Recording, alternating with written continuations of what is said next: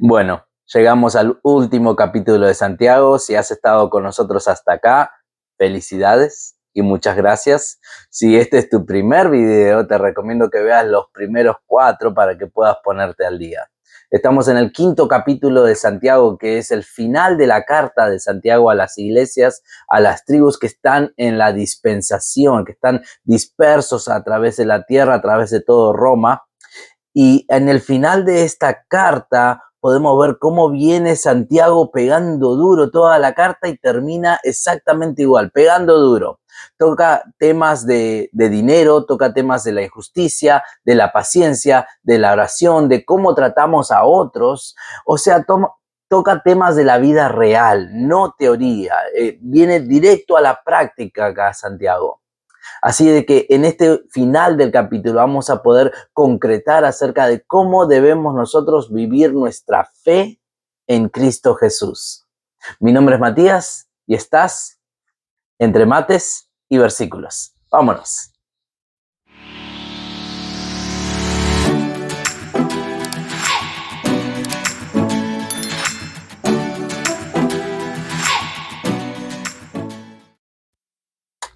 Antes de cerrar con Santiago capítulo 5, vamos a hacer un pequeño repaso de los primeros 4 capítulos. ¿Qué te parece?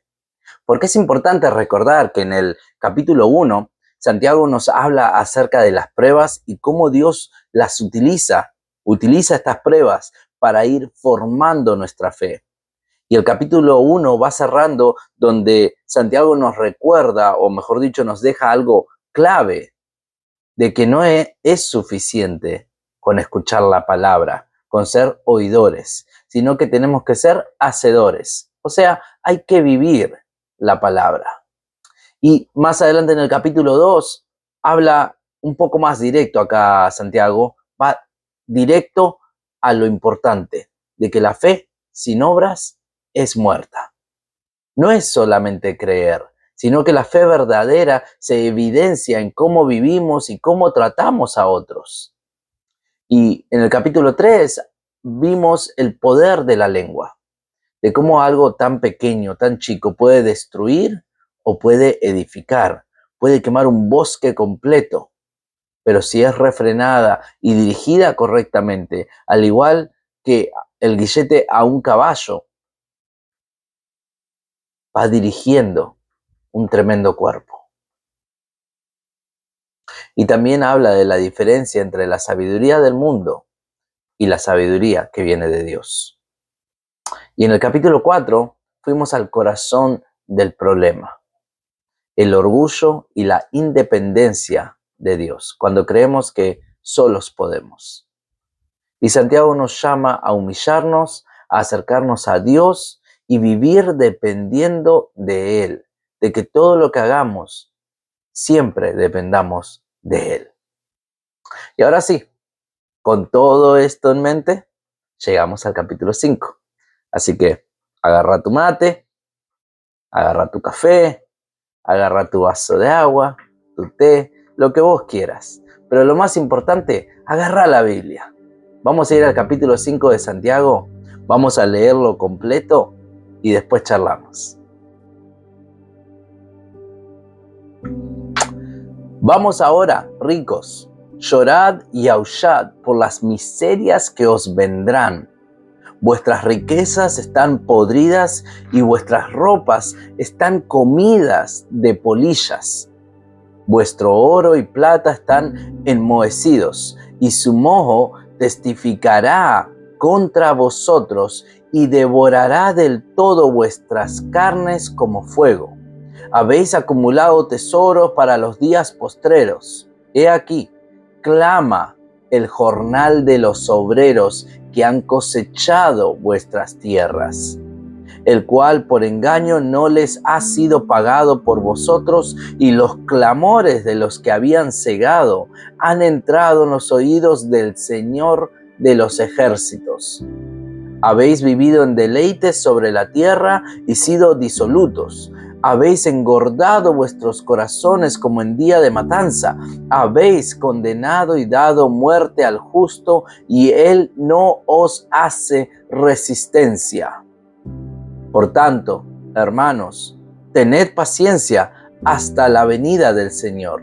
Mirad cómo el labrador espera el precioso fruto de la tierra, aguardando con paciencia hasta que reciba la lluvia temprana y la tardía.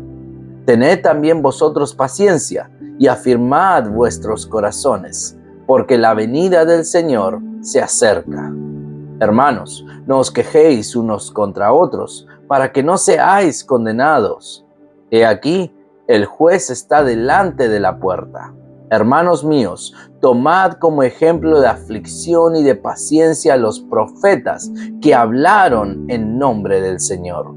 He aquí, tenemos por bienaventurados a los que sufren. Habéis oído de la paciencia de Job y habéis visto el fin del Señor, que el Señor es muy misericordioso y compasivo. Pero sobre todo, hermanos míos, no juréis ni por el cielo, ni por la tierra, ni por ningún otro juramento, sino que vuestro sí sea sí y vuestro no sea no, para que no caigáis en condenación. ¿Está alguno entre vosotros afligido? Haga oración. ¿Está alguno alegre? Cante alabanzas. ¿Está alguno enfermo entre vosotros? Llame a los ancianos de la iglesia y oren por él, ungiéndole con aceite en el nombre del Señor. Y la oración de fe salvará al enfermo, y el Señor lo levantará, y si hubiere cometido pecados, le serán perdonados. Confesaos vuestras ofensas unos a otros y orad unos por otros, para que seáis sanados. La oración eficaz del justo puede mucho.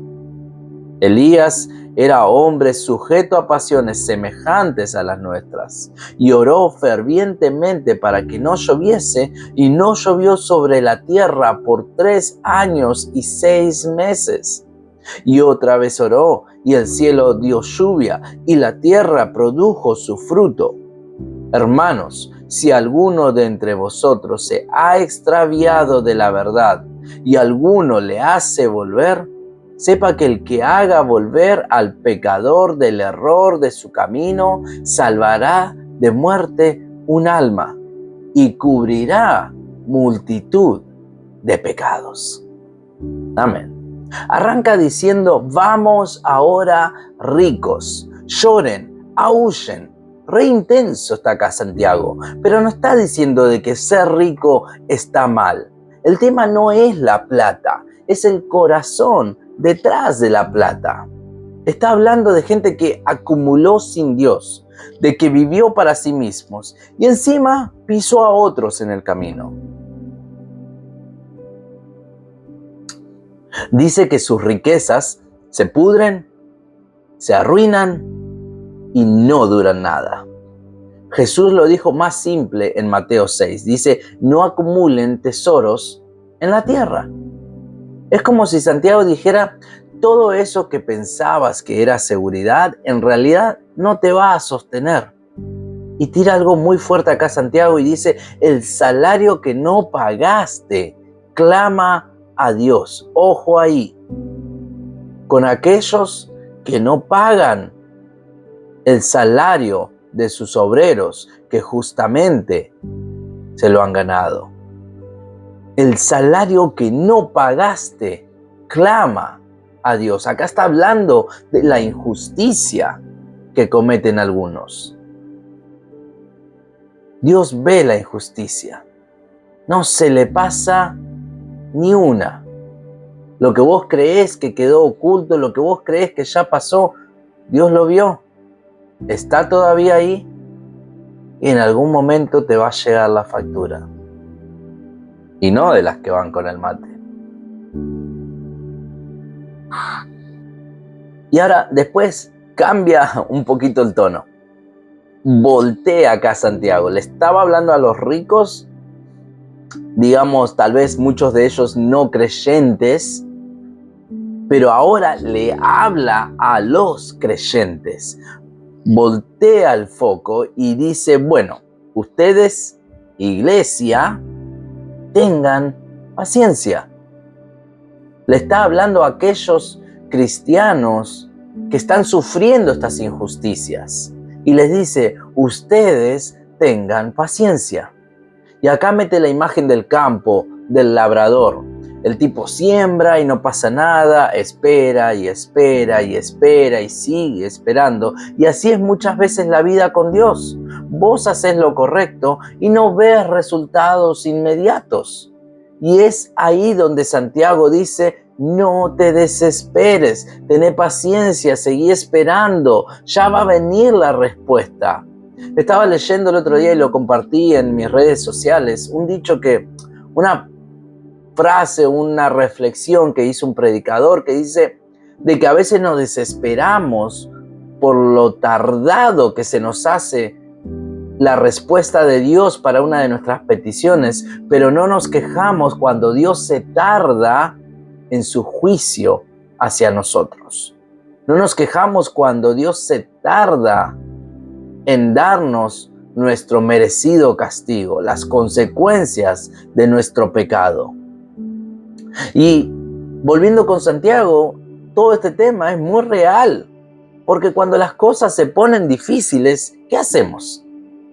Nos empezamos a quejar, nos quejamos entre los hermanos, nos quejamos con nuestros cónyuges, nos quejamos con nuestros amigos. Lo peor de todo, hay veces que hay creyentes que vamos y nos quejamos con aquellos que no son creyentes, aquellos que no tienen fe en el Señor y que ni siquiera nos pudieran dar una palabra de aliento basado en la palabra del Señor, sino de que aún más echarían más leña al fuego, de que no, tenés razón, esto es injusto, no debería ser así, es que esa persona y encima que va a la iglesia. Entonces estamos llevando nuestras quejas a otras personas y acá Santiago dice no se quejen uno contra otros, porque en tiempos difíciles es cuando es más fácil descargar con el otro.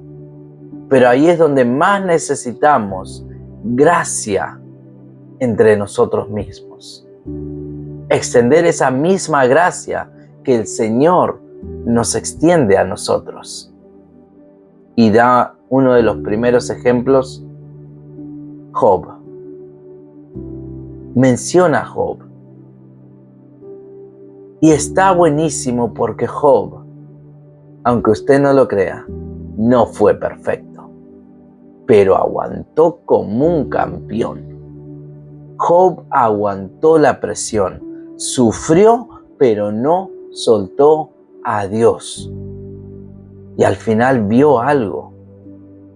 Al final de la historia de Job, Job ve algo claro. Dios fue fiel y es fiel todo el tiempo. Aunque en ese momento no lo entendía. Aunque vos no entiendas por qué estás pasando por esta prueba. ¿Por qué estás solo? ¿Por qué estás sola? ¿Por qué estás sufriendo esta enfermedad? ¿Por qué estás sufriendo esta crisis matrimonial? ¿Por qué estás sufriendo esta crisis laboral? Tal vez no entendés el proceso, pero lo que debes creer y ver es que Dios es fiel y está ahí en medio de tu situación. Y quizás robar las palabras de Job cuando dice, Jehová dio, Jehová quitó, sea el nombre de Jehová bendito. Bendice a Dios a través de todas las pruebas. Y después mete esto, Santiago. Viene y habla de nuestras palabras, algo que ya viene hablando en capítulos anteriores. Pero acá lo dice un poco diferente, un poco más directo, más cortante, más tajante, ya sin tanta parábola. Dice que tu sí sea sí, básicamente te dice que seas una persona de palabra, sin vueltas, sin doble discurso, sin un sí pero no, sí pero solamente si se puede. Jesús dijo exactamente lo mismo y esto pega directo hoy mismo, porque vivimos en un mundo donde la palabra vale poco. La palabra que dijiste frente al altar, cuando te casaste, vale poco. Donde dijimos, hasta que la muerte nos separe, vale poco. Donde el compromiso que hacemos vale poco. Entonces Santiago acá está siendo tajante. No andes con vueltas, no andes con un, sí, pastor, el domingo nos vemos, ahí si Dios quiere, tal vez. No. Dios quiere que estés el domingo en la iglesia. Dios quiere que estés el miércoles en el estudio bíblico. Dios quiere que estés rendido a sus pies. Dios quiere que estés buscando su presencia, desarrollando esa relación con Él constantemente, día tras día, semana tras semana. Dios quiere. La pregunta es, ¿vos querés? ¿Vos querés? Vivimos en un mundo y en una actualidad donde la palabra vale poco. Y después Santiago entra en algo que es clave. Y hoy estuvimos expandiendo acerca de este tema en nuestro estudio bíblico con nuestro pastor en Faith Community Church en Santa Clarita. La oración. Y me encanta porque lo simplifica. De nuevo, acá Santiago es tan práctico, no anda con tanta vuelta ni con fábulas, ni parábolas, ni tratar de dar un ejemplo que en ese momento pudieran entenderlo los judíos tempranos, seguidores de Cristo, sino que lo que hace es hablar con un lenguaje directo, sin tanta vuelta, como decimos en Argentina, sin pelos en la lengua. Y dice, ¿estás mal? Ora. ¿Estás bien? Agradece. ¿Estás enfermo? Busca oración. O sea, lleva todo a Dios. No solo lo espiritual, todo. Estábamos hoy en el estudio bíblico en Faith Community Church en Santa Clarita con nuestro pastor Miguel Bocanegra y estamos estudiando de la armadura de Dios en el cristiano. Y llegando en el capítulo 6, en el versículo 18, Pablo dice algo clave que va directamente relacionado con todo el tema que está tocando Santiago acá en esta parte. Pablo dice, orando en todo tiempo, con toda oración y súplica en el Espíritu, y velando en ello con toda perseverancia y súplica por todos los santos. Dice, orando en todo tiempo, con toda oración y con toda súplica. O sea, todo tipo de oración. Llorando, gimiendo, lamentándose a los gritos, en voz baja, en tu mente, en silencio, mientras manejás, mientras trabajás, en problemas, en victorias, en un ascenso en el trabajo, en una pérdida de trabajo, en una noticia de enfermedad, en una noticia de sanidad, en todo tiempo estar orando. Y dice, con toda perseverancia y súplica por todos los santos, por todos los miembros de la iglesia, estar conociendo constantemente, estar llevando constantemente en súplica y oración a todos los santos, especialmente aquellos que conoces, cuyas situaciones conoces específicamente, y podés orar por ellos puntualmente para que sea Dios el que interceda en esas situaciones que vos sabés que ellos necesitan ayuda. Y Pablo también incluso pide, y por mí, a fin de que al abrir mi boca me sea dada palabra para dar a conocer con denuedo el Evangelio, el misterio del Evangelio. Pablo pide por sí. Entonces, es importantísimo que nosotros, como hijos de Dios, pueblos de Cristo y familia, estemos constantemente orando los unos por los otros y también haciendo saber a nuestros hermanos en qué necesito oración, en qué necesito ayuda. La oración es clave en la vida del cristiano. Y tira esta frase, dice, la oración eficaz del justo puede mucho. Esto no es poesía, es real. La oración tiene peso. Pero no es magia, no es manipular la mano de Dios, no es que mi oración mueve a Dios. Mi oración abre portales y dimensiones y cosas místico, mágico, maravillosas. No se trata de eso. La oración debe ser eficaz, debe ser basada en la voluntad de Dios y te aseguro que va a ser respondida conforme a la voluntad del Señor, siempre y cuando estemos alineados con Él. Y después dice, confiesen sus pecados. Esto, mis hermanos, no es nada popular el día de hoy, pero es clave, porque el pecado escondido te pesa, te aísla, te traba, te estanca, te deja en pausa. Pero cuando lo sacas a la luz, ya pierde su poder, pierde su peso, ya no está colgado sobre tu cabeza como algo de lo cual no te puedes escapar, como una sombra que opaca tu vida. El pecado expuesto es liberador. Y después mete a Elías y dice algo clave. Era un tipo como nosotros, era como vos y como yo. O sea, no era un super crack espiritual, no era el Goku de las escrituras, no era el Messi de su tiempo. No.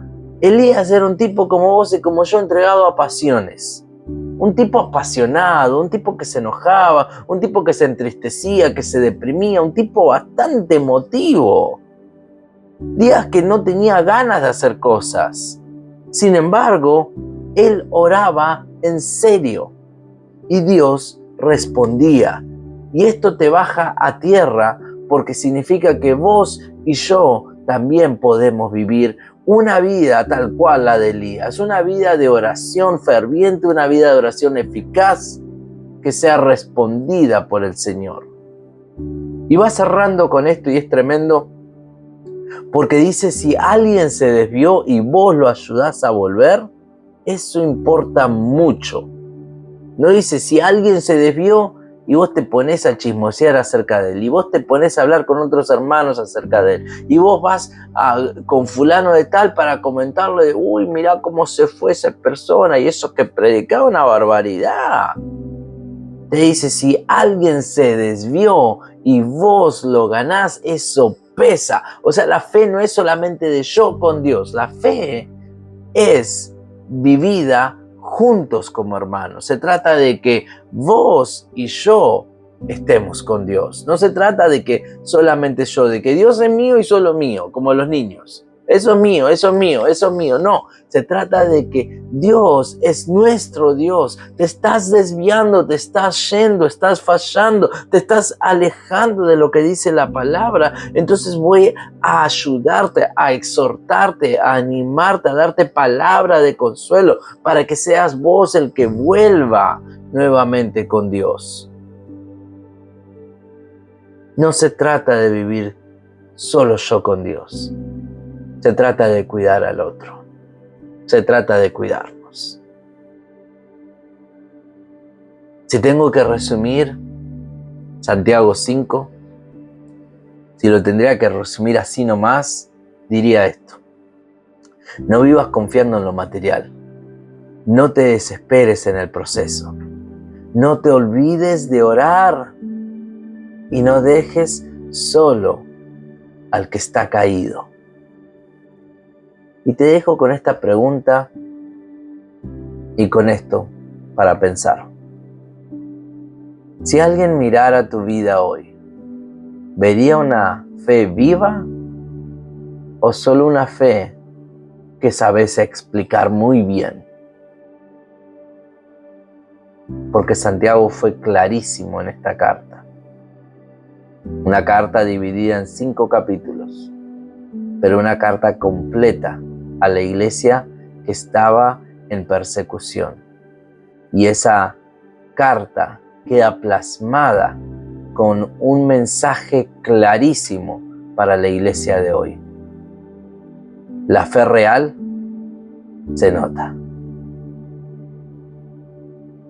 Si este estudio ha sido de bendición para vos, te invito a que lo compartas. Que lo compartas con alguien más que necesita escuchar esta palabra. Mi nombre es Matías. Estuvimos entre mates y versículos. Hasta la próxima.